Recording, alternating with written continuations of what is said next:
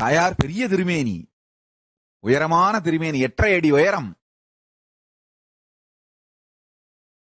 கரும்பு வில்லோடு கதம்ப கொத்தோடு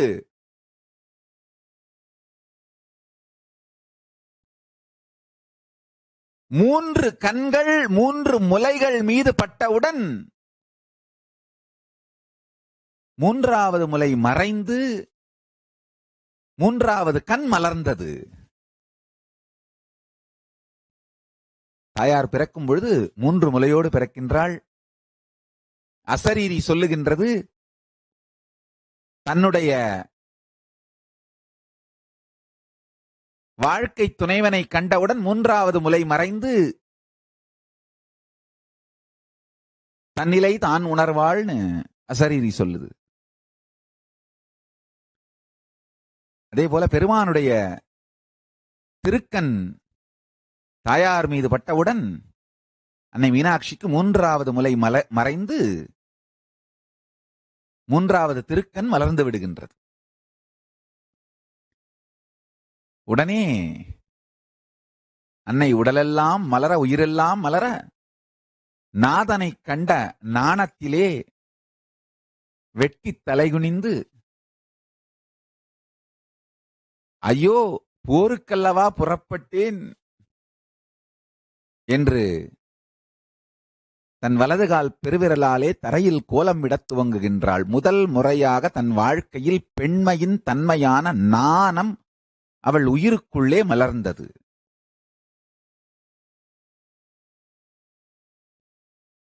பெருமான் சற்றே புன்னகைத்தவாறு, என்ன வேணும் இவ்வளவு தூரம்,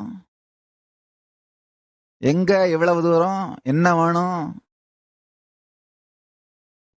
வாங்க வீட்டுக்கு போகலாம், சரி வர்றேன் போ, இல்ல இப்பவே போகலாம், இப்பவே எங்க போறது, இப்பவே போற மாதிரியா கைலாசத்தை விட்டு வச்சிருக்கீங்க, பாரு நீயும் உன் கூட வந்த பிள்ளைகளும் பண்ண ஆட்டத்தை,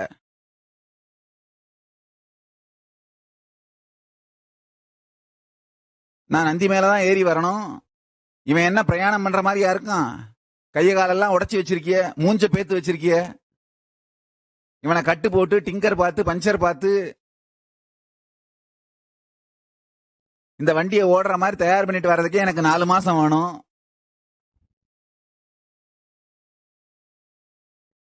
நந்தியம்பெருமான் உடனே, ஐயனே 2 ஆண்டு தேவைப்படும் போல் இருக்கிறது. ஏனப்பா, இது வெறும் டிங்கரிங் பார்த்து பட்டி பார்த்து பஞ்சர் பார்த்தா மட்டும் பத்தாது போல இருக்கு, பிளாஸ்டிக் சர்ஜரி எல்லாம் பண்ணணும் போல இருக்கு, கொஞ்சம் அடி பலமாத்தான் விழுந்திருக்கு, மதுரக்காரக அடின்னு கேள்விப்பட்டிருக்கோம். தாயார் தன்னுடைய ருத்ர கன்னிகைகளை வைத்தே பெரிய படையை வைத்திருந்தாள்.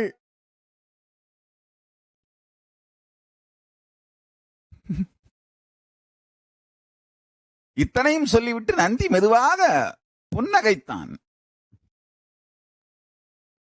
பெருமானுக்கு ஆச்சரியம், என்னப்பா அடி பலம்னு சொல்ற, புன்னகைக்கிற, எனக்காவது பரவாயில்ல, கொஞ்சம் திரும்பி பாருங்க சாமினா, இந்த குடைதாங்கும் குண்டோதரன் குடையையே உடையாக போட்டுக் கொண்டிருக்கின்றான். என்னப்பா என்ன ஆச்சு, ஐயனே கொஞ்சம் பலமான அடி, கூட வந்த பிள்ளைக வயத்து மேலேயே குதிச்சாங்க சாமி. ஏண்டா என்னடா ஆச்சு,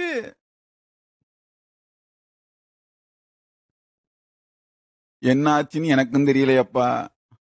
சரிடா, கொடைய உடையா போட்டிருக்க, கலசம் எங்கடா, அது இப்ப உங்ககிட்ட காட்டுற இடத்துல இல்ல பெருமானே, உடம்பிலே பறித்து வெளியிலே வீசப்பட்ட சில உபகரணங்களுக்கு, சில பாகங்களுக்கு மாற்றாக கலசத்தை தான் இப்போது வைத்துக் கொண்டிருக்கின்றேன் ஐயனே.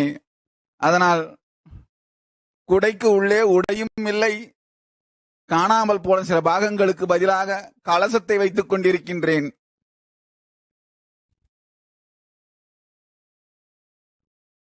தாயாரை பார்த்து பெருமான் சற்றே புன்னகைத்தார். பார்த்தாயா, உன் பக்கத்துணையெல்லாம் கைலாயத்தை படுத்தி வைத்திருக்கின்ற பாட்டை நான் எப்படி உடனே வர முடியும்?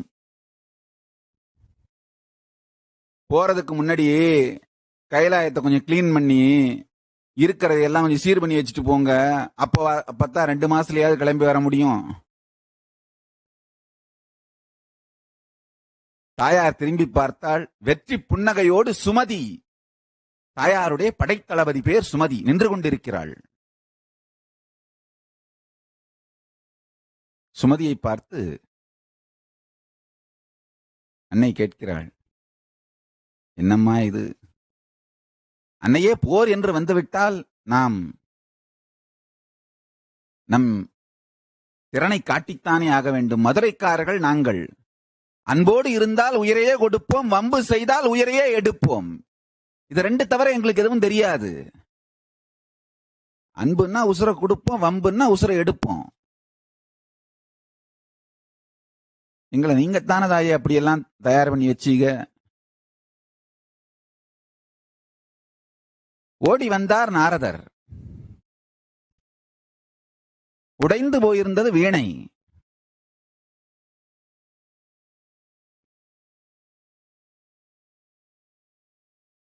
பெருமான் மீனாட்சியை பார்த்து கேட்கிறாங்க, அம்மா அவர் ஒரு ரிஷி ஆச்சு, அவரையாவது அடிக்காம விட்டுருக்கலாமே. சுமதி சொன்னால், அவர் ரிஷி என்பதனால் நாங்கள் அடிக்கவில்லை, ஆனால் மீடியா போல இருந்து கொண்டு பொய்யான தகவல்களை பரப்பிக் கொண்டிருந்தார். உலகத்திற்கும் கைலாயத்து படை வெற்றியை நோக்கி அடைவதாகவும் மதுரையின் படை பின்வாங்குவதாகவும் பொய் தகவல்களை பரப்பினார். அதனால் வீணையை மட்டும் பிடுங்கிக் கொண்டு வெறுமனே விட்டு வைத்தோம். ஐயனும், ஆமாம் ஆமாம் அப்பனே, என்னை அடிக்கவில்லை, தயவு செய்து அதை சொல்லிவிடாதீர்கள். வீணையை மட்டும் பிடுங்கிக் கொண்டார்கள். அப்படியே மெதுவா ஐயன் திருக்கைலாயத்துடைய மற்ற சிகரங்களை எல்லாம் நோக்கி பார்வையை திருப்பினார். பஞ்சு பஞ்சா கோழியை பிச்சு போட்ட மாதிரி ஒரு சின்ன ஒரு பறவை பிச்சு போட்டு கிடந்தது. என்னடா சாமி, நான் தான் கேருடன், உனக்காடா இந்த கதி? வந்த பிள்ளைங்க கொஞ்சம் வேகமா இருந்தது சாமி.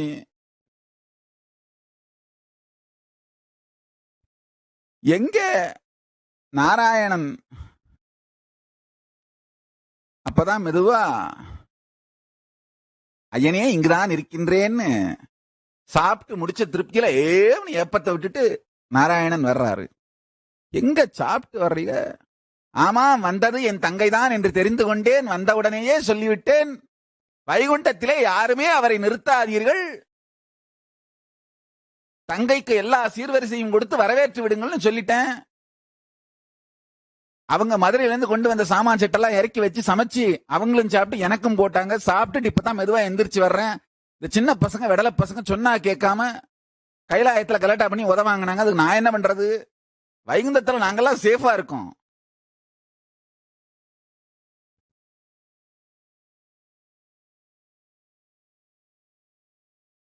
இப்ப கருடன் ஏன்பா உதவாங்கனா? இல்ல, உங்களுக்கு சொல்லி அனுப்புறதுக்காக மெசேஜ் அனுப்புனேன்.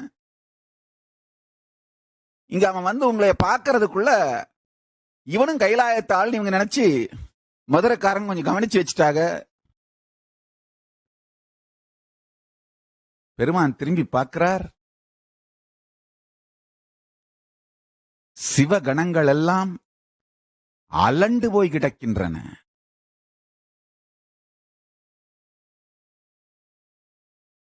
குடை தாங்கும் குண்டோதரன் குடையையே உடையாய் மாட்டிக்கொண்டு நிற்கின்றான். நந்தி முதுகெலும்பை தவிர மற்ற எல்லா எலும்புகளையும் உடைத்து எண்ணி இருக்கிறார்கள். பெருமான் கேட்கிறாரு, ஏன்பா முதுகெலும்பு மட்டும் ஒண்ணும் பண்ணலையா? அந்த அம்மா சுமதி என்ன அடிக்கும் போது, இந்த இடத்துல நம்ம அம்மா உட்காரணும்படி, அதனால அதை மட்டும் விட்டுருங்கன்னு சொல்லி மத்ததெல்லாம் அடிச்சாங்க சாமி. இவங்க மதுரைக்காரகன்றதுனா அடிக்கும் போதே இவன் ரொம்ப நல்லவன், ரொம்ப என்ன அடிச்சாலும் தாங்கறான்னு சொல்லிட்டு வேற அடிச்சாங்க சாமி. தாயாரை பார்த்து சொல்லுகின்றார், பாரு கைலாயத்தை நீங்கள் செய்து வைத்திருக்கும் கதி.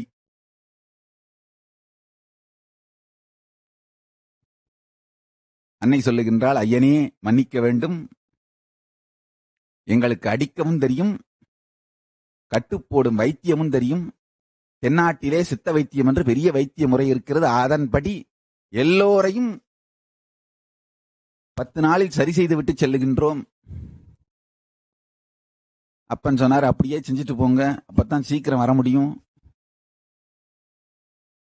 தாயார் கைலாயத்தை சீரமைத்து விட்டு மீண்டும் மதுரைக்கு வருகின்றார்.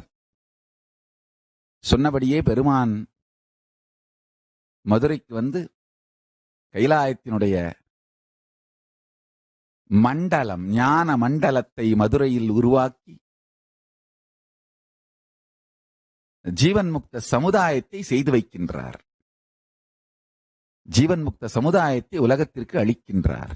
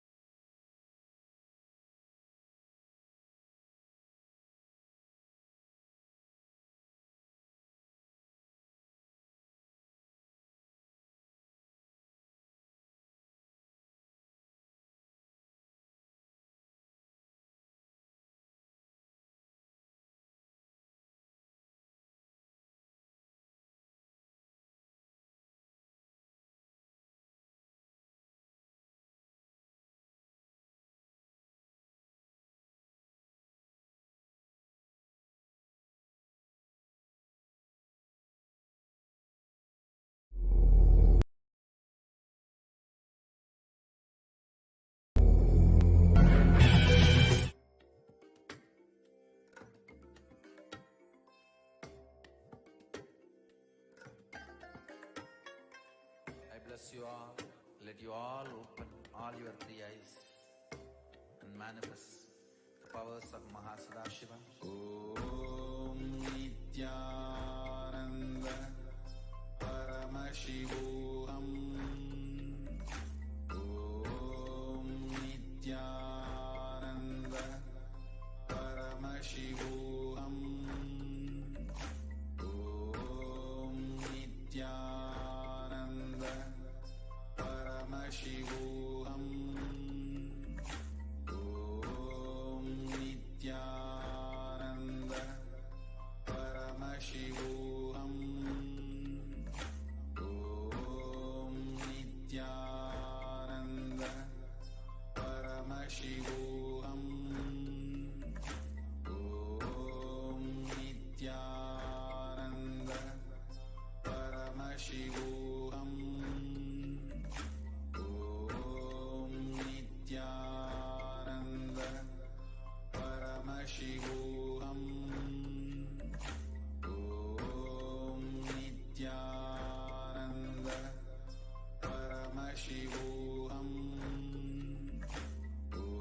Om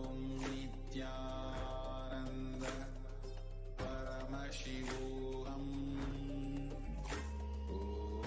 Om Nityananda Paramashivoham. Om Nityananda Paramashivoham. Om Nityananda Paramashivoham. Om Nityananda Paramashivoham.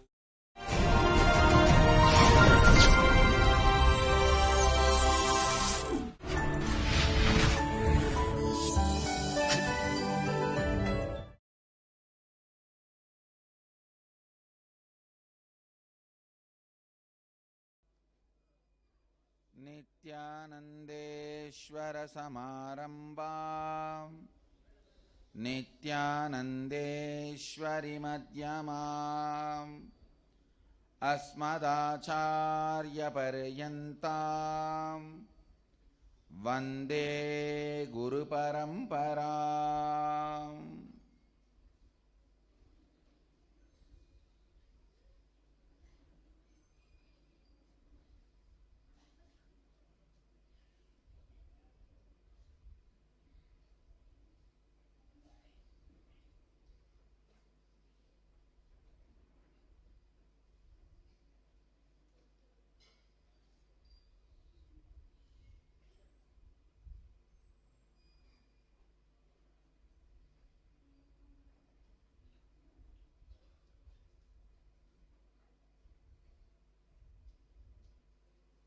உங்கள் அனைவரையும் வணங்கி வரவேற்கின்றேன்.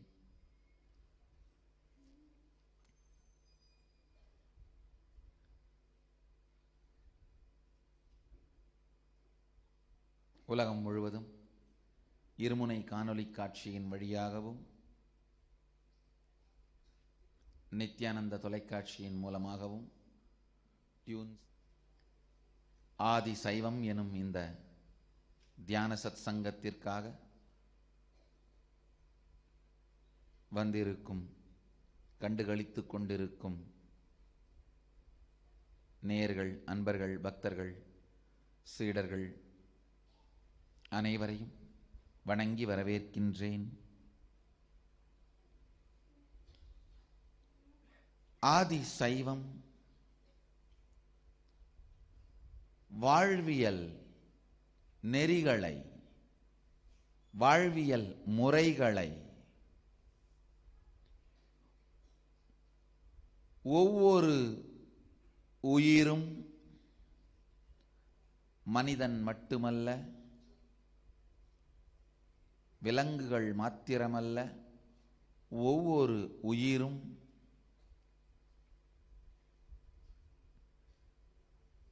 தனக்குள் இருக்கும்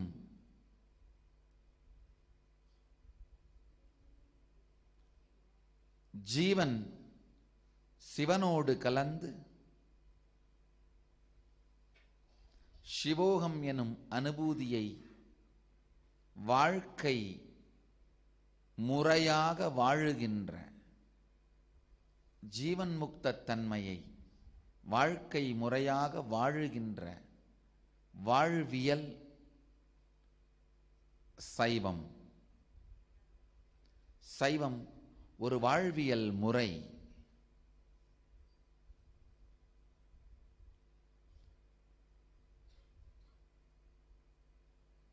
உயிர்கள் உண்டாகும் பொழுதே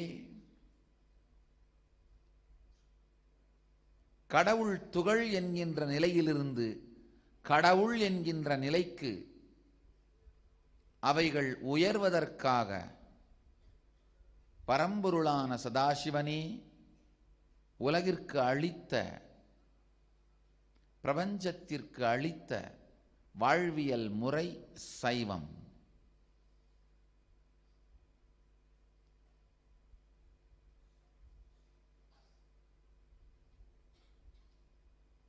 சைவத்தின் மிக முக்கியமான 4 பகுதிகளான சரியை, தினசரி வாழ்வியலில் நம்முடைய உடலும் மனமும் இருக்க வேண்டிய முறை, செய்ய வேண்டியவை, செய்யக்கூடாதவை,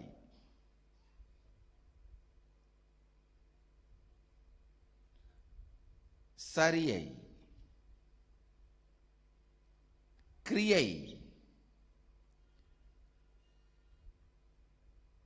ஜீவன் தன்னுள் இருக்கும் ஆமானுஷ்யமான அளப்பரிய சக்திகளையும் ஆன்மீக அனுபவங்களையும் பக்தியையும் வெளிப்படுத்தி வாழ்வதற்கான வாழ்க்கை முறை கிரியை.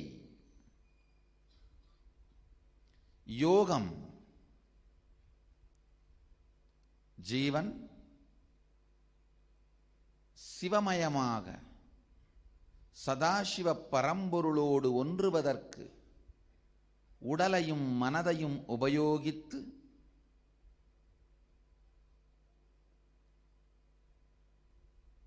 செய்ய வேண்டிய செயல்கள்,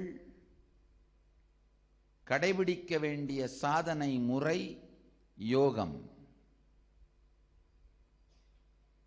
ஞானம் சதா சிவனோடு இரண்டறக் கலந்து இருப்பின் இருப்பினால் இருப்பே இருப்பை உணர்ந்து உள்ளதை உள்ளபடி உள்ளத்தில் உள்ளி உள்ளுக்குள் இருந்து உள்ளே உறைந்திருக்கும் சத்தியத்தை, சதாசிவத்தை நித்தியத்துவமாய் நினைப்பும் மறப்பும் இல்லாத நெஞ்சினாய் நீர்த்தாரை போன்று நித்தமும் சதாசிவத்தில் நிலைத்திருக்கும் நித்யானந்த நிலையைத்தான் ஞானம் என்று சைவம் விளம்புகின்றது. சைவத்தின் இந்த 4 முக்கியமான பாகங்களில் ஆழ்ந்து புரிந்து கொள்ளுங்கள். 4 படிகள் அல்ல, பாகங்கள். படிகள் என்பது வேறு, பாகங்கள் என்பது வேறு. படிகள் என்றால் ஒரு படியை கடந்து மறுபடிக்கு செல்ல வேண்டும், மறுபடியை கடந்து 3ஆம் படிக்கு செல்ல வேண்டும், 3ஆம் படி கடந்து 4ஆம் படி செல்ல வேண்டும். இது அப்படி அல்ல. ஒரு படி கடந்து மறுபடி செல்வதல்ல.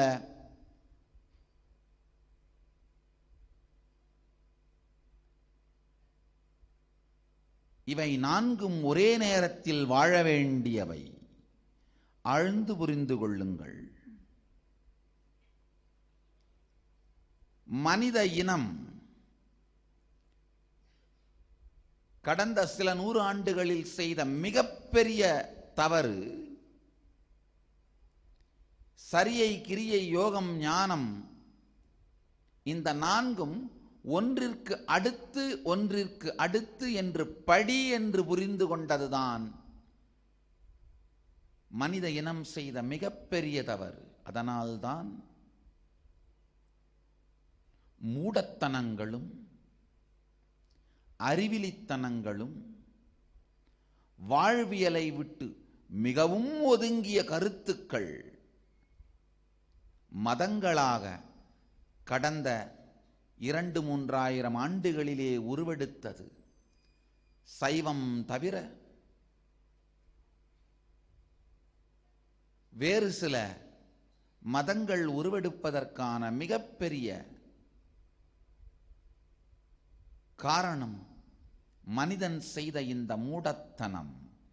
இந்த 4ம் ஒன்றிற்கு அடுத்து ஒன்று என்று நினைக்கும் பொழுதே அகங்காரம் பிடித்த சில மனிதர்கள் 4வது படிதான் உயர்ந்ததென்று கற்பனை செய்து கொண்டு அந்த கற்பனையினால் முதல் படிகளை கடைபிடிக்க வேண்டாம் என்கின்ற மூடத்தனத்தை உருவாக்கி கொண்டு உருவ வழிபாடே இல்லாமல் ஒரு மதத்தை உருவாக்க முடியும் என்கின்ற மூடத்தனத்திற்கு, மூர்க்கத்தனத்திற்கு மதம் என்கின்ற கருத்தையும் காட்டி அதனால் ஏற்படும் மனம் குழம்பிய நிலையினால் உள்ளே இருக்கும் கோபத்தையும் கொந்தளிப்பையும் வெளிக்கொட்டும் நிலைக்கு அறப்போர் என்றும் தெய்வப்போர் என்றும் பெயரிட்டு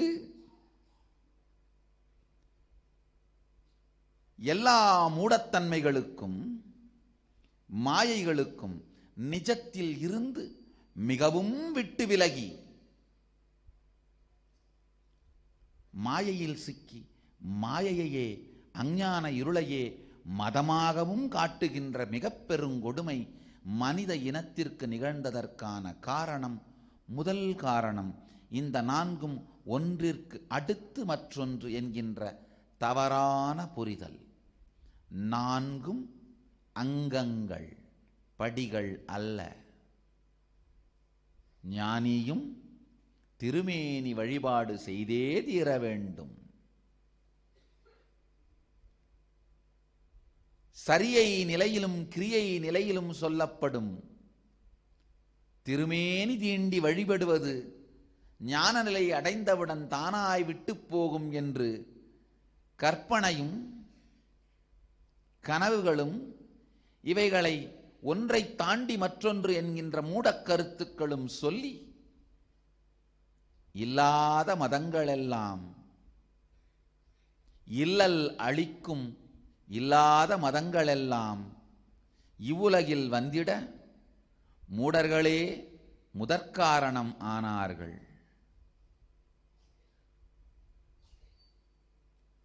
சைவத்திலிருந்து விலகி பரம்பொருள் சதாசிவன் உலகிற்கு அளித்த சத்தியமான வாழ்வியல் நெறியிலிருந்து விலகி ஏற்பட்ட எல்லா மதங்கள், வாழ்க்கை கோட்பாடுகள், மெட்டீரியலிசம், பணம் சார்ந்த வாழ்க்கை கோட்பாடுகள், இது எல்லாமே அவைகளின் அடித்தளமே அஞ்ஞானமும் மாயையும் தான். பணம். ஒரு சின்ன கதை. ஒரு ஊருக்கு பெரிய முதலாளி, பணக்கார முதலாளி தொழில் தொடங்குறதுக்காக வந்தார். வந்த உடனே ஊரில் இருந்த மக்கள் எல்லாம் ரொம்ப சந்தோஷப்பட்டாங்க. இவர் தொழில் தொடங்கி ஊரே வளமாக போகுதுன்னு. அவர் முதல்ல ஊர் முழுக்க சுவரொட்டி ஒட்டினார். நான் பாம்புகள் சார்ந்த ஒரு வியாபாரம் செய்ய போகிறேன், ஒரு பாம்பை பிடித்து வந்து கொடுத்தால் 1000 ரூபாய். மக்கள் கையில் கிடைத்த பாம்பெல்லாம், கண்ணில் பட்ட பாம்பையெல்லாம் பிடித்து கொண்டு வந்து கொடுத்து 1000 ரூபாய் பெற்று சென்றார்கள். ஒரு வாரம் கழித்து 2வது சுவரொட்டி ஒட்டினார். ஒரு பாம்புக்கு 2000 ரூபாய் அளிக்கின்றேன்.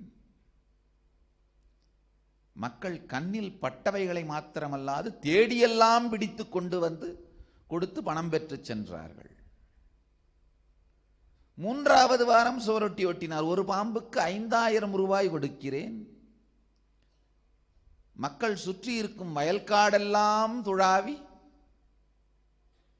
இருந்த பாம்பையெல்லாம் கொண்டு வந்தார்கள். இதற்கு மேல் சுற்றுப்புறங்களில் பாம்பல்ல, பாம்பு முட்டை கூட இல்லை. அடுத்த சுவரொட்டி அதிரடியாக வந்தது, பாம்புக்கு 10,000 என்று. உடனே மக்கள் சுற்றி இருந்த காடுமேடெல்லாம் திரிந்து வனம், காடு, ஆரண்யம் எனும் எந்த இடத்திலும் ஒரு பாம்பை விடாமல் கொண்டு வந்தார்கள். தமிழில் மட்டும்தான் காட்டுக்கு 3 வார்த்தை: வனம், காடு, ஆரண்யம். ரம்யமாக இருப்பதற்காக மனிதன் உருவாக்கியது ஆரண்யம். மனிதனாலோ வேறு யாரோலோ உருவாக்கப்படாமல் வனாந்தரமாக இருப்பது வனம். உருவாக்கினாலும் உருவாக்காவிட்டாலும் கட்டுப்படுத்த முடியாது அடர்ந்து கிடப்பது காடு.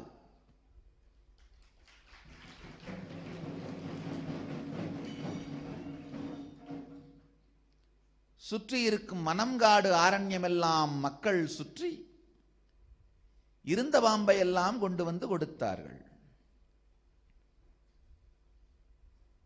அடுத்து வந்தது அதிரடி அறிவிப்பு: பாம்புக்கு 50,000.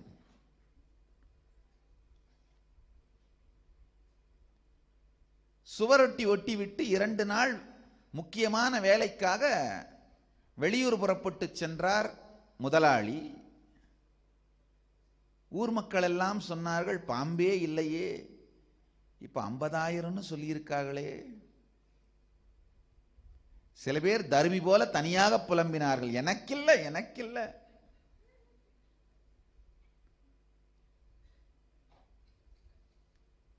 அங்கிருந்த ஒரு வேலைக்காரன் ஊரில் இருந்து சில மனிதர்களை அழைத்து, கவலையே படாதீங்க, என் முதலாளி திரும்பி வர்றதுக்குன்னு 2 நாள் ஆகும்.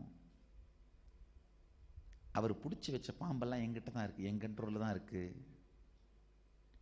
என் கட்டுப்பாட்டில் தான் இருக்கு. 25,000 ரூபான்னு சொல்லி ஒரு பாம்பு நான் உங்களுக்கு கொடுத்துட்றேன், வேணுன்றவங்களாம் எடுத்துட்டு போங்க.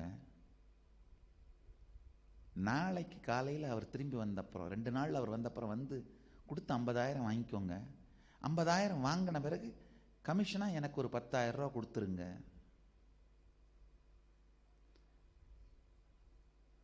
வீட்டில் இருந்த 5000 பாம்பும் 1 மணி நேரத்தில் விற்று தீர்ந்தது.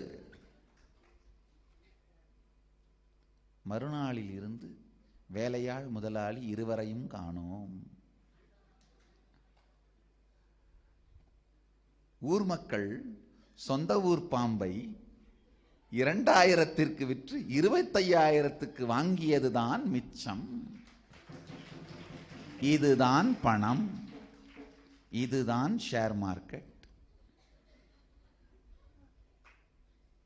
இதுதான் ஷேர் மார்க்கெட்.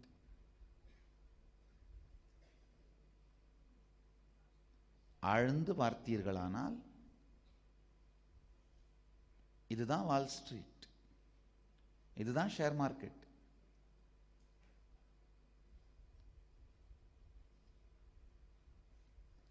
பொருளுக்கு மதிப்புண்டு என்று சொல்பவனும்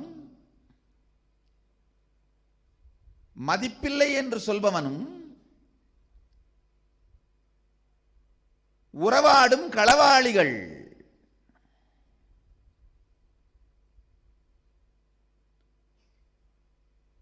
அவர்கள் உறவாடும் களவாணிகள் என்று சந்தேகப்படாத வரை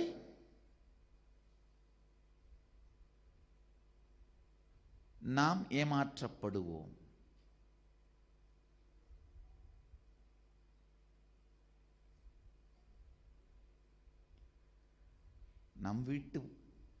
நம் ஊர் பாம்பை பிடித்து நாமே கொண்டு போய் 2000க்கு விற்று 1000க்கும் 2000க்கும் விற்று அந்த பாம்பை 25,000 கொடுத்து வாங்கி நம் வீட்டில் வைத்துக் கொண்டிருக்கும் வேலையை நம்மை செய்ய வைப்பவர்கள்தான் வால் ஸ்ட்ரீட், பங்குச்சந்தை. பங்குச்சந்தை தன்னுடைய பங்களிப்பு எதுவுமே இல்லாமல் சந்தையை உருவாக்கி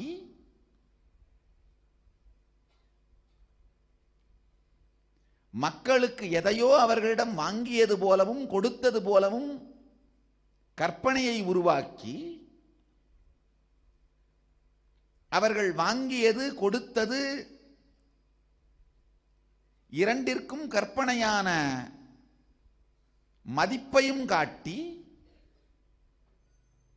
பிறகு கற்பனை மதிப்பிற்கு வரியும் கூட்டி கடைசியில் விழித்து பார்க்கும் பொழுது கற்பனை பூஜ்ஜியங்கள் கரைந்து போய் நிற்கும். அதற்கு நாம் நம்மையே குறை சொல்லிக் கொள்வோம். வேறு யார் மீதும் குற்றம் சொல்லக்கூட தெரியாத நிலையில் நாம் இருப்போம். இதுக்கு பேர் தான் பங்குச் சந்தை, முதலாளித்துவ பங்குச் சந்தை.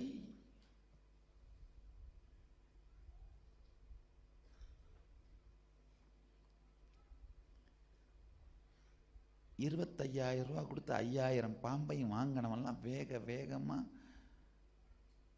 வெளியில சொல்லாம உட்கார்ந்துறாங்க. ஏன்னா இப்ப இது திருடனுக்கு தேள் கொட்டின மாதிரி. வாங்கினது முதலாளிக்கு தெரியாம அந்த மாதிரி வாங்கலாமா? தப்பு. தப்பு பண்ணதால தான் உனக்கு இந்த மாதிரி நஷ்டமாச்சு. ஏதாவது ஒரு காரணத்தை அவர்களே கற்பித்து கொண்டு கேள்வி கேட்காமல் இருக்கின்ற சூழலையும் உருவாக்கி,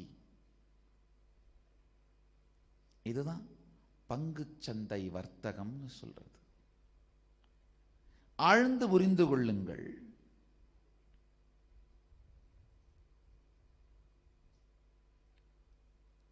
ஒவ்வொரு வாழ்க்கை முறையுமே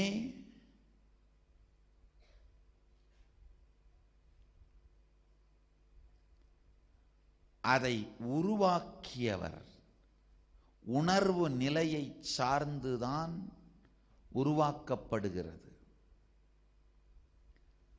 ஒரு வாழ்க்கை முறையை, ஒரு மதத்தை, ஒரு தத்துவத்தை உருவாக்கியவன் கொடூரமானவனாக, தாக்குவதும் போருமே வாழ்க்கை என்பது போல் கருத்துக்களை உடையவனாக இருந்தால் அவனை கடைபிடிக்கும் எல்லோருக்கும் கடைசி வரை கதி அதுதான்.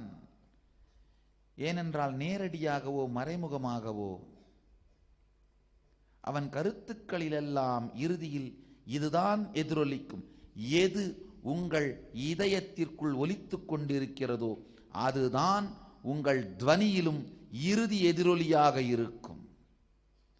நீங்கள் என்னதான் வார்த்தைகளை மாற்றி விளையாடினாலும் வார்த்தைகளுக்கு இடையில் வருகின்ற செய்தி, கான்டெக்ஸ்ட், வார்த்தைகளுக்கு கொடுக்கப்படும் முன்னுரையும் பின்னுரையும் உங்கள் இதயத்தில் இருக்கின்ற உணர்வு தானாகவே நீங்கள் என்ன எழுதினாலும் அதன் முன்னுரையும் பின்னுரையுமாய் மாறிவிடும்.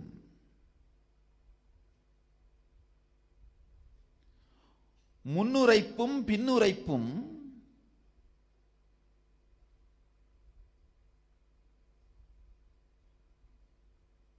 நீங்கள் எண்ணுரைத்தாலும் மாற்ற இயலாத அடி ஆதாரத்தோடு செய்தியின் சாரமாக மாறிவிடும். ஆழ்ந்து புரிஞ்சுக்கோங்க. வயலண்டான ஒரு நபர் என்னதான் அன்பை பற்றி பேசினாலும் அமைதியை பற்றி பேசினாலும் அதன் வெளிப்பாடு இறுதியில் விகாரமான வேதனையான வன்முறையாகத்தான் இருக்கும்.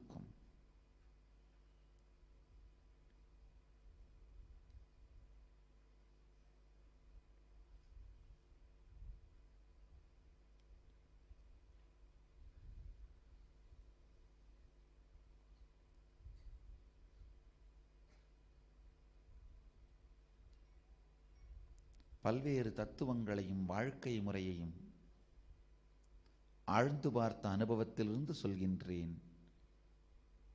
ஆதிசைவம் தவிர மற்ற எல்லா வாழ்க்கை முறைகளுமே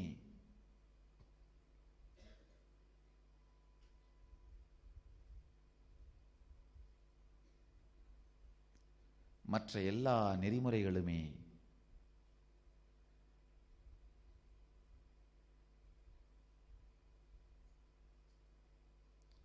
வாழ்க்கையின் வேறு வேறு படிநிலையில் இருந்தவர்களால் உருவாக்கப்பட்டது.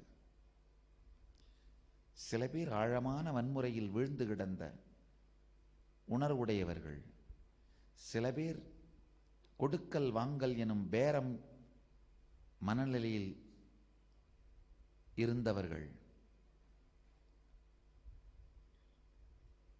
சில பேர் பெயர் புகழ் என்பதையே குறிக்கோளாய் வைத்து வாழ்ந்தவர்கள். இவர்கள் யாருடைய வார்த்தைகளை நீங்கள் வாழ்ந்தாலும் உங்களுக்குள் இருக்கும் கடவுள் துகள் கடவுள் நிலையை அடையுமா என்பது நிச்சயம் சந்தேகம் மட்டும் அல்ல, சாத்தியமே இல்லை என்பதுதான் சத்தியம்.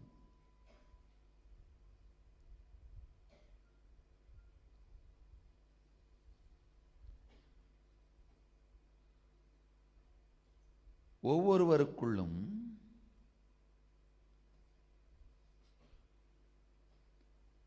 கடவுள் துகளை கடவுளாய் மாற்றிடும்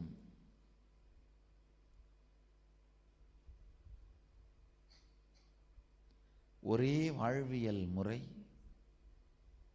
ஆதி சைவம். எங்கு நீங்கள் இருக்கிறீர்களோ அங்கிருந்து துவங்கி எங்கு நீங்கள் செல்ல வேண்டுமோ அங்கு வரை எல்லா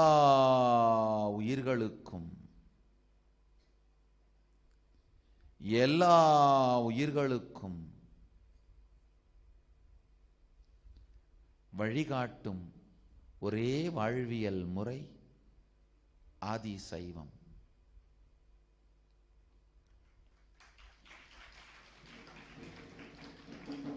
ஆதி சைவத்தின் சரியை பாகத்தை இன்றிலிருந்து ஆராய்வோம். சரியை, வாழ்க்கையை அனுசரிக்கும் முறை, அனுசரிக்கும் முறைதான் சரியை. அனுசரித்தல் என்றால் தினந்தோறும் கடைபிடித்தல். தினந்தோறும் கடைபிடிக்க வேண்டிய, அனுசரணை செய்ய வேண்டிய, அனுசரிக்க வேண்டிய விதிகள், அனுசரிக்க வேண்டிய எண்ண ஓட்டங்கள், அனுசரிக்க வேண்டிய சிந்தனை ஓட்டங்கள், அனுசரிக்க வேண்டிய வாழ்க்கை முறை.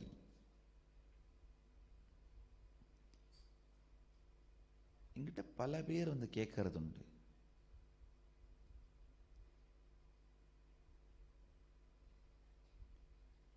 சாமி இறைவன் அடையணும் ஏதாவது ஒரு ஷார்ட்கட் கொடுங்களேன், இறைவன் அடையணும் ஏதாவது ஒரு டெக்னிக் கொடுங்களேன். இன்னைக்கு காலையில் ஒரு 3 பேர், இந்த ஆனந்த யோகத்துக்காக வந்திருந்த 3 மாணவர்கள், அவங்க நம்ம அந்த ஆனந்த யோகம் துறைக்கான பொறுப்பாளர் அத்வைதானந்தரிடம் பேசி அவர்கள் சொல்லியிருக்கிறார்கள், நாங்கள் இங்கு பாடங்கள் வகுப்பு போல படிக்கத்தான் வந்தோம். தியான நுட்பங்கள், சாமியினுடைய சத்சங்கங்கள், சொற்பொழிவுகளை கேட்டு மனம் என்றால் என்ன, அதை எப்படி கட்டுப்படுத்துவது, ஜீவன் முக்தி எப்படி அடைவது என்ற கருத்துக்களை எல்லாம் கேட்டு மிகவும் ஆச்சரியத்தில் ஆழ்ந்து அதை வாழ வேண்டும் என்று நினைத்தோம். அது சார்ந்த பாடங்களை படிக்க வகுப்பறை போல அமர்ந்து அந்த நுட்பங்களை கற்றுக்கொள்ளதான் இங்கே வந்தோம்.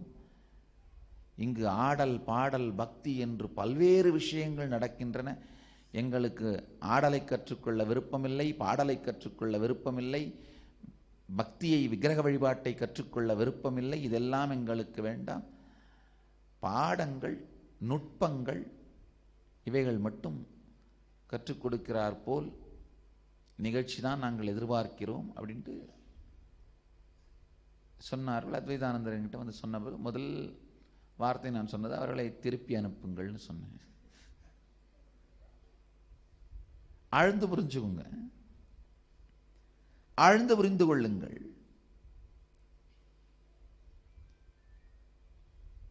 மனித மனம் நாகரிக காலத்தில் எல்லாவற்றையுமே குறுக்குப்பாதை, ஷார்ட்கட், குறுக்குப்பாதை, குறுக்கு வழி மூலமாக அடைந்துவிட துடிக்கிறது. ஆனால் ஒரு பெரிய பிரச்சனை, குறுக்கு வழி மூலமாக எல்லாத்தையும் வேக வேகமாக அடைஞ்சப்புறம் அடையிறதுக்கு ஒன்றுமே இல்லாமல், ஆனால் வாழ்க்கை மட்டும் வெறுமனே உங்கள் முன்னாடி பறந்து விரிந்து கிடக்கும் பொழுது என்ன செய்வீர்கள்? செய்வதற்கு ஒன்றும் இல்லாமல் வாழ்க்கை முன்னால் இருக்கும் பொழுது நீங்கள் செய்வதுதான் மன உளைச்சல். செய்வதற்கு ஒன்றும் இல்லை, ஆனால் செயல் இலி வாழ்க்கை முன்னால் விரிந்து கிடக்கின்றது. ஏன்னா எல்லாத்தையுமே குறுக்கு வழியில முடிச்சாச்சு. நல்லா புரிஞ்சுக்குங்க, குறிக்கோளும் குறியும் கோளும்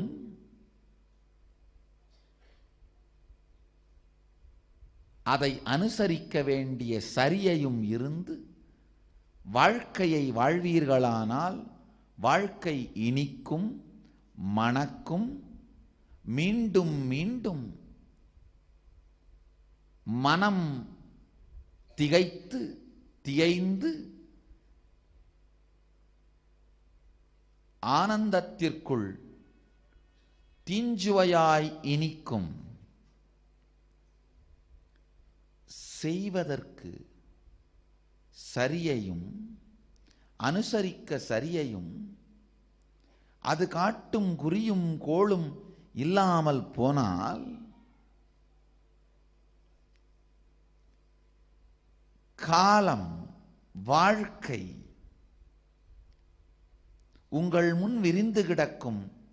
அதை வாழத் தெரியாது என்கின்ற நேரத்தில்தான் தானாக உடலும் மனமும் ஒன்றோடொன்றி பொருந்தி இருக்க இயலாது நொடிந்து வீழ்வதுதான் மன அழுத்தம், மன உளைச்சல், டிப்ரெஷன் சொல்றோம்.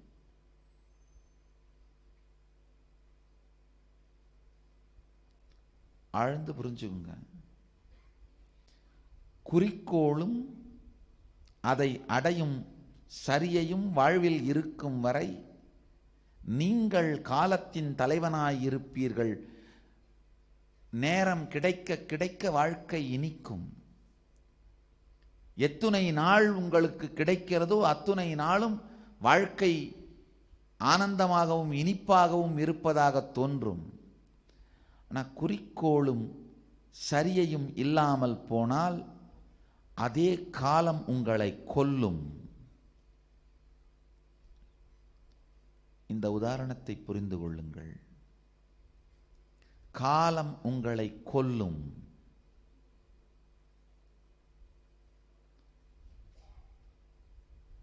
தினசரி அனுசரிக்க ஏதும் இல்லை என்றால், அது காட்டும் உயர்ந்த குறிக்கோள் இல்லை என்றால், வாழ்க்கையை உங்கள் முன் வைத்துக் கொண்டு என்ன செய்வீர்கள்?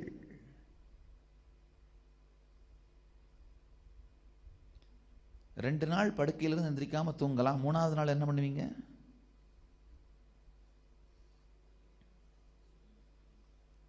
காலத்தை நகர்த்துவதே நரகமாக இருக்கும். காலத்தை நகர்த்துவதே நரகமாக இருத்தலைத்தான் மன உளைச்சல்னு சொல்றோம். குறுக்கு வழி கண்டுபிடித்த சமுதாயம் எல்லாமே டிப்ரெஷன்ல இருக்கும். ஏனென்றால்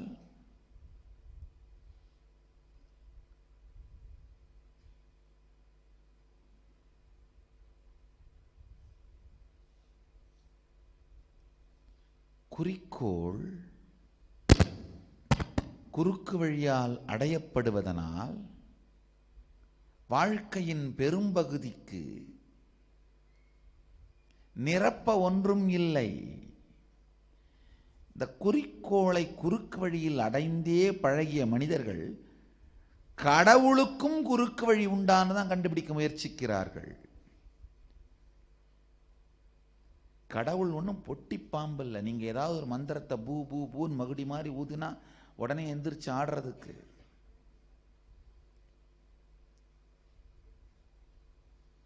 தெளிவாக சொல்கிறேன், கேட்டுக்கொள்ளுங்கள். ஜீவன் சிவனாக மாறுவதற்கு தனியாக எந்த குறுக்கு வழியும் நுட்பமும் பிராணாயாமமும் தியானமும் எதுவுமே கிடையாது. வாழ்க்கை முறை மட்டும்தான் வழி. வாழ்க்கை முறை அப்படிங்கிறது நேர்வழி. அது தவிர வேறொரு வழி கிடையாது. வாழ்க்கை முறையே பண்படுவதற்கு, மென்படுவதற்கு, மேன்மைப்படுவதற்கு யோகங்கள் பிராணாயாமம் இதெல்லாம் உதவலாம். ஆனா இந்த யோகம் பிராணாயாமம் தியானம் மற்ற எல்லாவற்றினாலும் உங்கள் உடலையும் மனதையும் மேம்படுத்தி இறைவனை உணர்ந்தால் கூட உங்களுடைய சரியையின் மூலமாகத்தான் உணர்ந்த அனுபவத்தை கூட நிரந்தரமான நித்தியானந்தமாக மாற்றிக்கொள்ள முடியும்.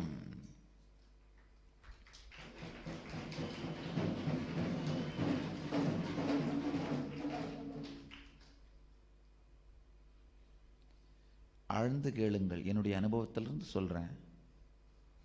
12 வயதில் ஜீவன் முக்த அனுபவம் எனக்குள் மலர்ந்தாலும் கூட 11 வயதில் அருணகிரி யோகீஸ்வரரோடு அத்வைத அனுபவம், 12 வயதில் சுத்தாத்வைத அனுபவம், இது எல்லாம் நடந்திருந்தாலும் கூட சரியை எனும் வாழ்க்கை முறை மேம்பட்ட பிறகுதான் 22ஆம் வயதில் அந்த அனுபூதி இயற்கையான நித்தியானந்தமாக நிலை பெற்றது.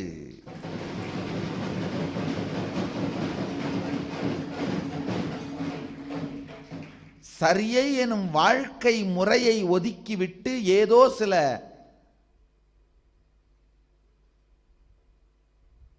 பிராணாயாமம் தியானம் ஏதோ ஒரு ரகசிய நுட்பங்களை, ரகசிய மந்திரங்களை கண்டுகொண்டு அதன் மூலமாக கடவுளை பாம்பாட்டி போல மகுடி ஊதி வளைத்து விடலாம் என்றும், மந்திர தந்திரங்களால் மயக்கி நம் கட்டுப்பாட்டில் கொண்டு வந்து விடலாம் என்றும் நினைப்பது குருடன் குருடனுக்கு வழிகாட்டும் வழி மாதிரி தான். குருடன் குருடனுக்கு வழிகாட்டி குருட்டும் குருட்டும் குருட்டாட்டமாடி குழியில்தான் விழும்.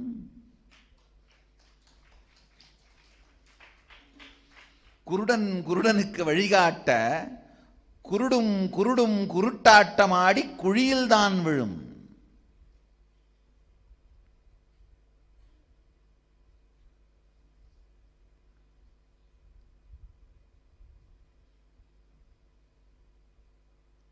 நவீன யுகத்தில் இந்த நவீன கால குருமார்கள்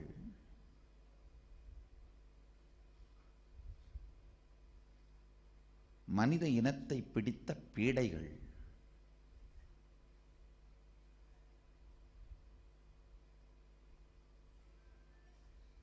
இந்த பீடைகள் செய்கிற மிகப்பெரிய பிழை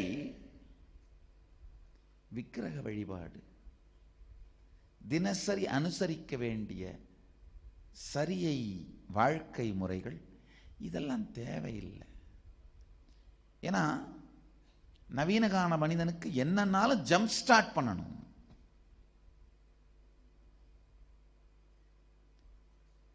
எந்த மிஷினை வாங்கினாலும் அதை ஸ்டெப் பை ஸ்டெப்பாக கற்றுக்கிட்டு ஆப்ரேட் பண்ணுறதுக்கெல்லாம் கூட பொறுமை இல்லை. கார் வாங்கினாலும் அந்த மேனுவலை யாரும் படித்து பார்க்கறது கிடையாது. நேராக உட்காந்து ஜம்ப் ஸ்டார்ட் பண்ணி ஓட்ட கற்றுக்கணும். ஒரு உடற்பயிற்சி செய்கிற கருவி வாங்கினா கூட அதை முழுக்க எப்படி உபயோகிப்பது அப்படிங்கிற புத்தகத்தை படிக்கலாம் பொறுமை இல்லை. ஜம்ப் ஸ்டார்ட், உடனடியாக எப்படி ஆரம்பிப்பது, உடனடியாக எப்படி பலனை அனுபவிப்பது. இணையத்தில் பார்க்கலாம். 3 நிமிடத்தில் இறைவன் அருள் பெற தியானம், 2 நிமிடத்தில் இறையருள், உடனே வாருங்கள்.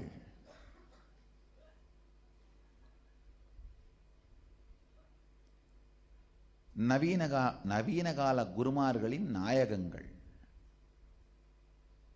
நன்றாக புரிந்து கொள்ளுங்கள். சரியை வேண்டாம் என்று ஒதுக்கி ஏதோ ஒரு யோக நுட்பத்தாலோ தியான நுட்பத்தாலோயே மனிதன் முழுமையடைந்து விட முடியும், ஜீவன் சிவத்தன்மையை அடைந்து விட முடியும் என்று யாராவது முட்டாள்கள் உங்களுக்கு சொல்லிக் கொண்டிருந்தால், அல்லது புத்திசாலிகள் என்று சொல்லிக் கொண்டிருப்பவர்கள் உங்களுக்கு சொல்லிக் கொண்டிருந்தால் ஆழ்ந்து புரிந்து கொள்ளுங்கள். அவர்கள் ஆதி சிவனுக்கு எதிராய் பேசும் விரோதிகள் மட்டுமல்ல, சில நேரங்களில் சிவனையே முன்னிறுத்தி சிவத்துக்கு எதிராய் செயல்படும் துரோகிகள்.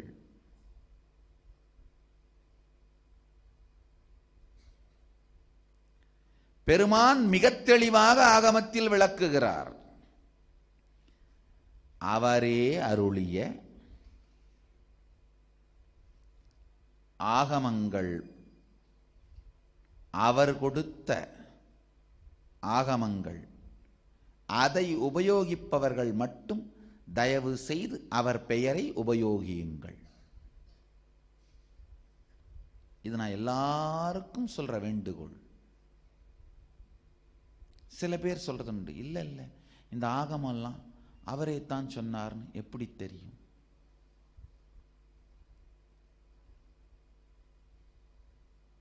ஆழ்ந்து கேளுங்கள். இந்த அளவிற்கு ஆழமான சத்தியங்களை, வாழ்க்கையை பற்றிய நுட்பமான விவரங்களை சில நேரத்தில் இந்த ஆகமங்களை படித்துவிட்டு யாரோ அரைந்தது போல அலண்டு போயெல்லாம் அமர்ந்திருக்கிறேன் நான். ஏன்னா அந்த அளவுக்கு நுட்பத்தோடு பெருமான் தெளிவாக ஒவ்வொன்றையும் விளக்குகிறார். இந்த அளவுக்கு நுட்பத்தோட யாராவது ஒருத்தர் சத்தியங்களை, வாழ்க்கை முறையை உலகத்துக்கு விளக்கினாங்கன்னா அவர் சத்தியமா சிவன் தான், இல்ல சிவத்துவத்தை அடைந்த ஒரு நபராக இருக்கலாம். அதனால அது சிவனுடைய வாக்கியங்கள் என்று சொல்வதில் எந்த தவறும் இல்லை.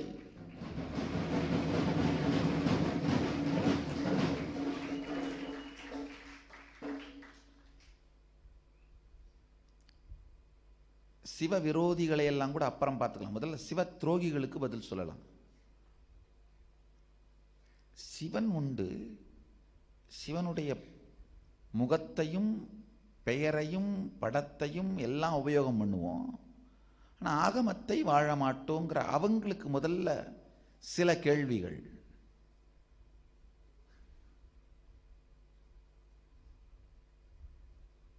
இவங்களுடைய முக்கியமான கேள்வி என்னன்னா, இந்த ஆகமத்தை எல்லாம் சிவன் தான் சொன்னார்னு எப்படி தெரியும்? அப்ப சிவனே ஒன்று சந்தேகப்பட்டா சிவன் ஒருத்தர் இருந்தாரான்னு சந்தேகப்படுங்க, ஓகே. ரெண்டையும் சந்தேகப்படுங்க. அப்போ அட்லீஸ்ட் உங்களை நாங்கள் பகுத்தறிவு கும்பலோட ஒதுக்கி வச்சுட்டு எங்கள் வேலையை கவனிக்கிறோம். நீங்கள் விரோதிகள், இப்போ நேரடியாக இருப்போம். சிவன் அப்படிங்கிற அந்த கிராண்ட் நரேட்டிவ் பிராண்டை மட்டும் யூஸ் பண்ணுவோம். ஆனால் அவர் வார்த்தைகளை கடைபிடிக்காமல் எங்கள் சொந்த வார்த்தைகளை, எங்களுடைய சொந்த நோக்கங்களை, சொந்த வார்த்தைகளை, சுய லாபங்களை, சுய நோக்கங்களை பாப்புலர் பண்றதுக்கு, உபயோகம் பண்றதுக்கு சிவனை ஒரு பிராண்ட் அம்பாசிடர், அட்வர்டைஸ்மெண்ட் ஏஜென்ட்டா மட்டும் யூஸ் பண்ணிப்போம்.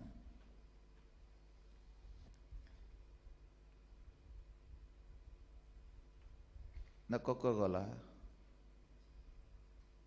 பெப்சி, ஏகப்பட்ட சாக்கடையெல்லாம் பாட்டில் ஊற்றி விற்கிறாங்க இல்லையா?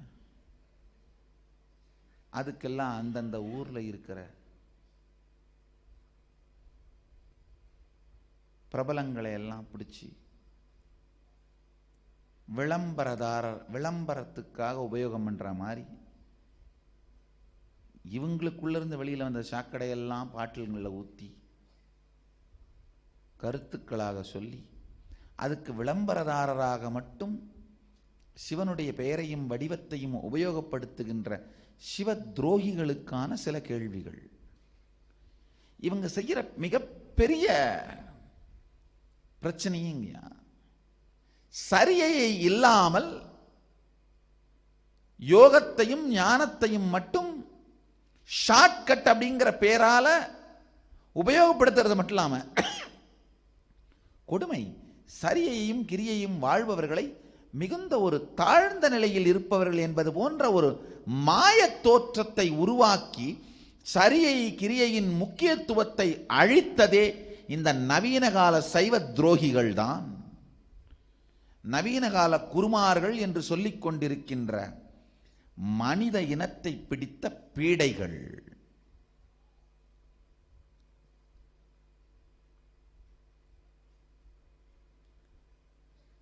அதனால்தான் மீண்டும் சொல்லுகின்றேன்,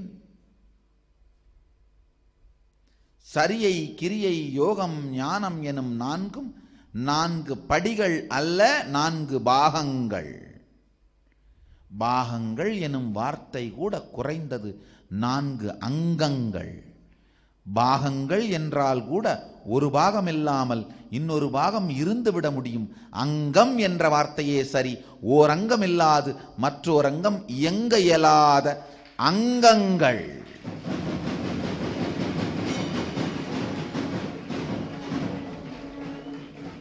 They are not parts, they are organs. பாகம் என்று சொன்னால் கூட 4இல் 1ஓ 2ஓ இல்லாமல் மற்ற 2ம் மற்ற 3ம் இருந்துவிட வாய்ப்பு இருக்கிறது. அங்கம் என்கின்ற வார்த்தையே சரியானது. ஏனென்றால் ஓரங்கம் இல்லாவிட்டாலும் மற்ற எந்த அங்கமும் இருக்கக்கூட இயலாத அளவிற்கு மிக தெளிவாக ஒன்றோடொன்று பிணைக்கப்பட்ட அங்கங்கள். சரியையும் கிரியையும் யோகமும் ஞானமும்.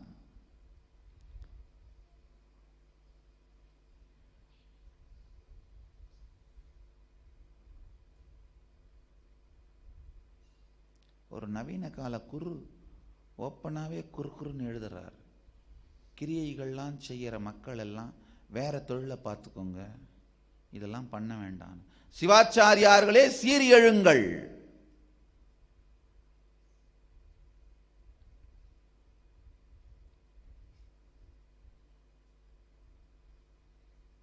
என்ன தைரியம் இருக்கும்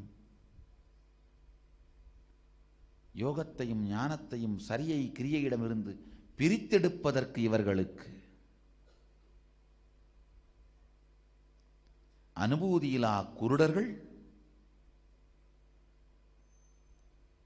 மற்றவர்கள் வாழ்க்கையும் அழிக்கின்ற கலியின் கொடுமை காலகாலனே கேட்க வேண்டும்.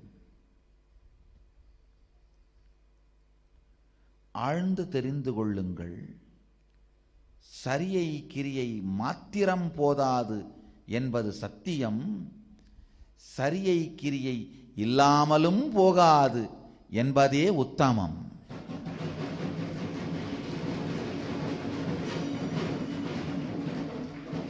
சரியை கிரியை மாத்திரம் போதாது சத்தியம்.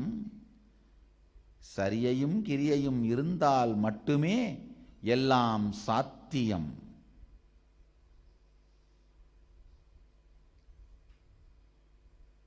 வாழ்க்கை முறையை சரியையை அழித்தவர்களே சைவத்தை அழித்தவர்கள்.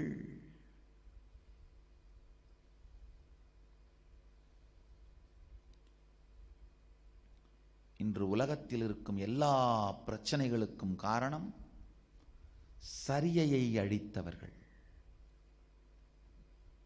கிரியையை அழித்தவர்கள். சரியையும் கிரியையும் அழித்து விட்டால் யோகமும் ஞானமும் ஏதோ பாம்பு பிடிக்கும் குறுக்கு வழி போல பகவானை பிடிப்பதற்கு உபயோகப்படுத்தும் மூடர்கள்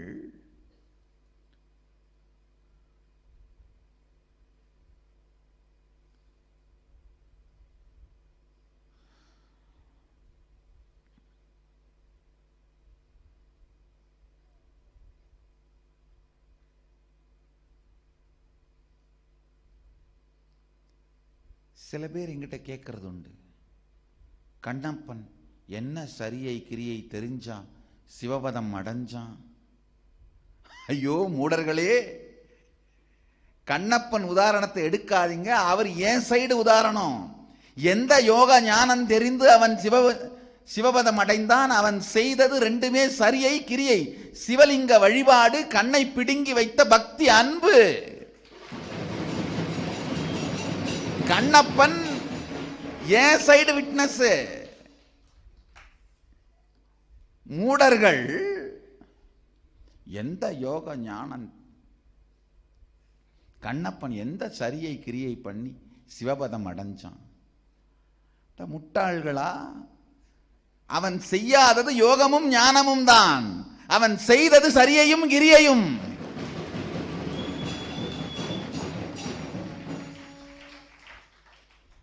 கண்ணப்பன் காலையில் எழுந்து மூக்கு பிடிச்சிருந்த மாதிரி ஏதாவது புத்தகம் எழுதுதா? இல்லை சிவோகம்னு சொல்லி உட்கார்ந்துருந்தாரு புக்கு எழுதுதா?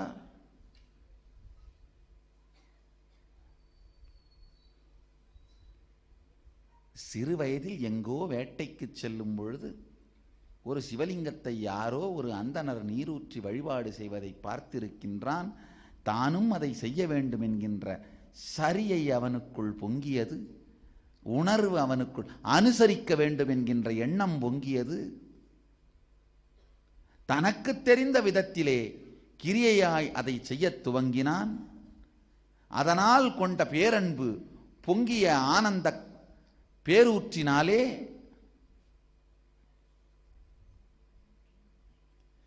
சரியை கிரியை இரண்டினுடைய ஆழமான சூக்ஷ்மமான பக்தி என்ற உணர்வை பிடித்துவிட்டு அது காட்டிய வழிப்படியே சரியையும் கிரியையும் செய்து சிவபதம் அடைந்தான் கண்ணப்பன்.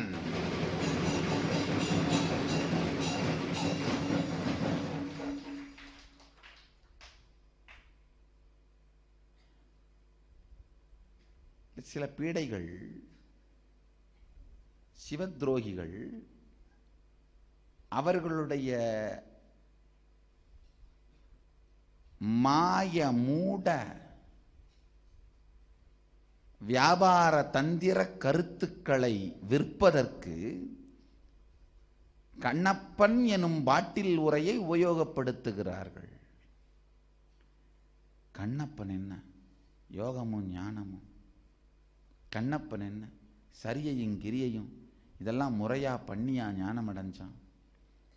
அது மட்டுமல்லாமல் இந்த கண்ணப்பன் வழிபட்ட லிங்கத்தை தினந்தோறும் வழிபட்டு வந்த சிவாச்சாரியாரை வில்லனாக காட்ட முயற்சிக்கிறார்கள். கண்ணப்பனை நாயகனாக காட்டுவதற்காக அந்த லிங்கத்தை தினந்தோறும் முறையாக ஆகம முறைப்படி வழிபட்டு வந்த சிவாச்சாரியாரை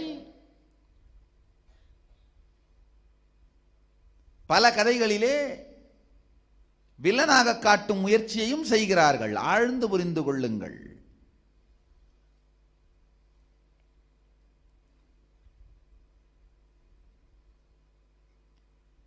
யோக ஞானம் தேவையில்லை என்று நான் சொல்லவில்லை. சரியை கிரியை தேவையில்லை என்று சொல்பவர்களுக்கு பதில் சொல்லிக் கொண்டிருக்கின்றேன்.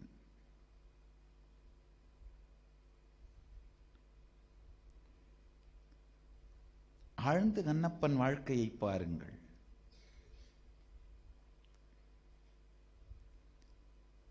சரியையும் கிரியையும்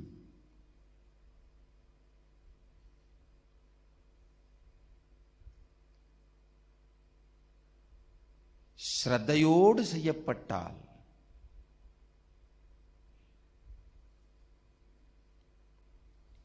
யோகத்தையும் ஞானத்தையும் தானாகவே அது ஒன்று கூட்டி விடுவதை, தானாகவே அது மலர்த்தி விடுவதை நேரடியாய் பார்க்கலாம்.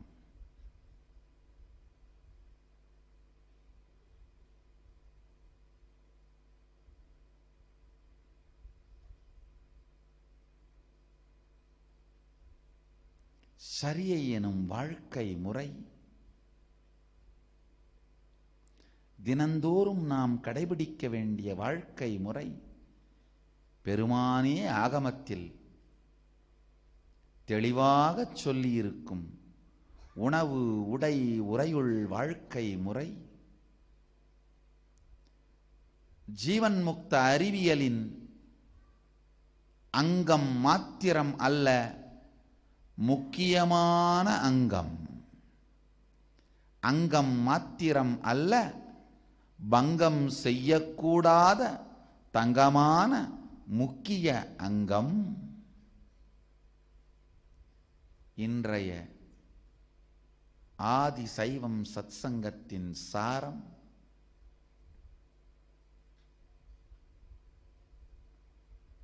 சரியை சைவத்தின் வெறும் பாகம் மட்டுமல்ல, அங்கம். பங்கம் செய்யக்கூடாத அங்கம். ஆழ்ந்து புரிந்து கொள்ளுங்கள். சரியை சைவத்தின் தங்கமான அங்கம் என்பதை மாத்திரம் இன்றைய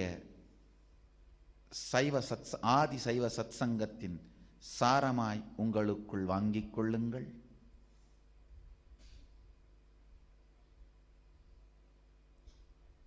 சரியை பற்றி மேலும் மேலும் ஆழ்ந்து விரிவாய் அதன் முக்கியத்துவம், செயல்முறை, இயைபு, இயல்பு, இருப்பு இவைகளை தொடர்ந்து அடுத்தடுத்த சத்சங்கங்களில் காண்போம். இயைபு என்றால் வாழும் பொழுதே அதை எவ்வாறு மேன்மைப்படுத்திக் கொள்வது. இயல்பு என்றால் எப்படி அதை நம் வாழ்க்கையின் இயல்பாக மாற்றிக்கொள்வது. இருப்பு என்றால் எப்படி அதை நாமாகவே மாற்றிக்கொள்வது. இயைபு, இயல்பு, இருப்பு. இருப்பு அப்படின்னா பீயிங், நீங்களாகவே அதை மாற்றிக்கொள்வது. இயல்பு அப்படின்னா செகண்ட் நேச்சர். வாழ்வியல் இயல்பாக மாற்றிக்கொள்வது. இயைபு அப்படின்னா அதை வாழ்ந்து கொண்டே அதை அப்டேட் பண்ணிக்கிற இன்டெலிஜென்ஸ், மேம்படுத்திக் கொள்ளுகின்ற அறிவை உருவாக்கிக் கொள்வது. சரியையின் இயைபு, இயல்பு, இருப்பு மூன்றையும் தொடர்ந்து காண்போம். அடுத்தடுத்த சத்சங்கங்களில் எல்லோரும் சரியை கிரியை யோகஞானத்தை வாழ்ந்து நித்யானந்தத்தில் நிறைந்து நித்யானந்தத்தில் கரைந்து நித்யானந்தமாகிட ஆசீர்வதித்து முடிக்கின்றேன். ஆனந்தமாக இருங்கள்.